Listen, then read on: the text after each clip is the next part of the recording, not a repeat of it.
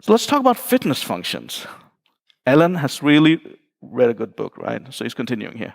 Fitness functions provide an objective integrity assessment of the desired characteristics of our architecture, such as how well we meet our non-functional requirements, our level of cyclomatic complexity, or our degree of modular coupling, right?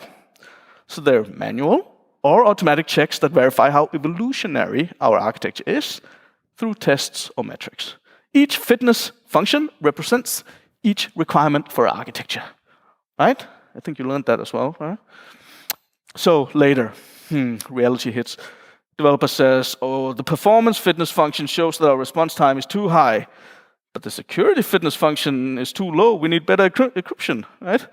And our cyclomatic complexity is through the roof. Which one should we address? Alan is jumping. Someone like this guy, for instance. This is a manager. He has a plan. It's going to fail. I want you to work on this, the manager says to the Scrum team. And the developer, he gets it. So he says, it's not really agile for a manager to tell us what to work on. He's back. I want you to work on this right away.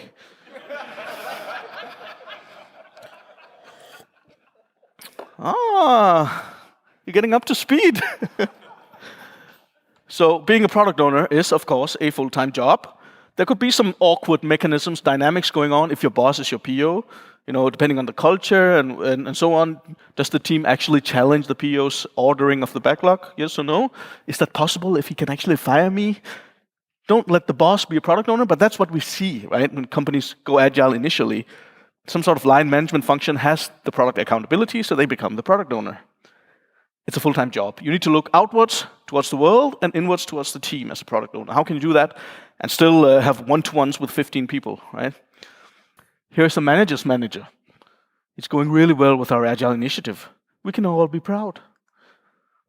We now have Scrum and Kanban teams running as Agile release trains, but shouldn't we change as managers as well? One of his subordinates asks him, you've misunderstood something. Agile is all about teams. Since we're not part of teams, it's got nothing to do with us. Now on to something important, the annual budgeting process. So this kind of sets the bar for how agile you can be, right? If everything is locked in the beginning of the year, then you can't really move. You cannot really adapt based on customer needs, right? So if you can do that successfully, stop doing agile stuff. Just follow the plan, if that's really the truth, right? It's going to make people much more happy than if you try to be agile in such a context. Value stream funding, cost-based funding, product funding, stuff like that. Beyond budgeting is really good. Look into that. So here's the customer talking to a PO. So could you add a view of the historical performance to the application? Great suggestion. Let me talk to my immediate internal stakeholder group and get back to you. And here it is. It looks galactically big, doesn't it? This is at least how I felt when I was a PO at Vestas with the wind turbines. It's like a huge company by Danish standards, at least. There were so many people to talk to.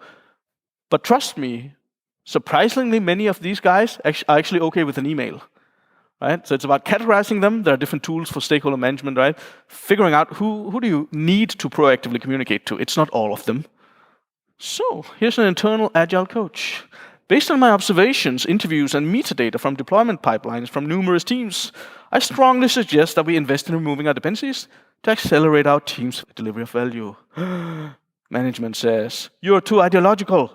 That might work in theory, but this is real life. Here comes an external consultant. You have many dependencies you need safe. Take our money. So we need to think about what are we doing here. It doesn't have to be safe. It could be less, or Nexus, Scrum and Scale, whatever scaling framework you have. Have a think about whether it's treating the symptoms or actually removing the root causes. Why do you even have dependencies? Why do you need the whole enterprise to be agile? Why do you need everyone to work in the same cadence? Is it because you have dependencies? Often it is, right? And the reason I hope gets bigger is to increase the organization's value add through empowered teams that adapt. This means the architecture needs to support teams being able to adapt their products, right? And that's where evolutionary architecture comes into the picture. Evolvable architecture. Oh, do we also have questions? Yeah, we have one question, but I think it's a very good question. Does it improve or does it hurt your working relationships that people know they can always end up in a comic? Ah, that's a real good question. They're a bit afraid, maybe, I hope. But I think it gives you a great dynamic. People are commenting, am I going to end up in a script? Well, maybe you are, who knows? I haven't seen myself yet. No? I have.